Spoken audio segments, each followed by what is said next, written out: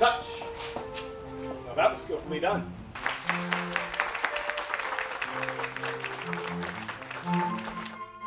So today we had a kind of a hybrid event with music and swordplay here at Schuyler Mansion. We were really trying to share the stories of two fascinating historical figures from the 18th century, Chevalier de Saint-Georges and Chevalier d'Eon. So the concert was presenting pieces that were written originally by St. George, and then the match was kind of showcasing a exposition match between the two of them, coming together as friends to showcase what fencing looked like from two of the best fencers in France at the time. You have individuals, people of color, trans women, who are often left out of history, and people assume that this is a recent phenomenon, and it's not. We're here providing that voice, not just in fencing, but also in classical music, where you also don't see a large preponderance of people of color.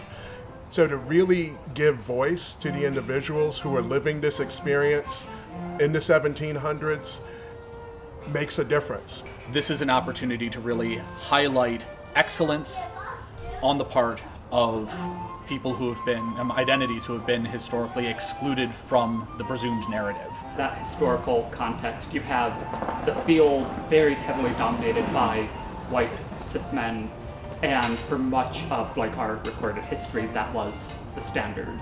That's where scholars were originally. That's who was allowed to study for such a long time. So beginning to have more minority voices, both presenting modern and showcasing the stories of those individuals from that time, does a lot to bring that representation for others today. For me, looking at the historical figures of d'Eon and Saint-Georges, it's especially important to remember that they were celebrities in their own day. When the Prince of Wales gathered his entourage for this event, he's really looking to demonstrate some of the best, most skillful swordplay in Europe, at least in London and in Paris at that point.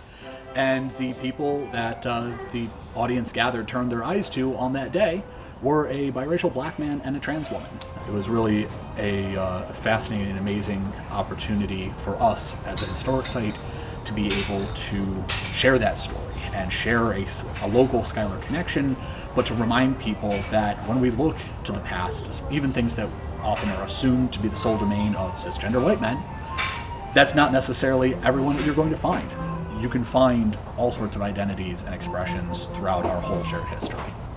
Trans women can fence. Black men can fence. It's open for everyone.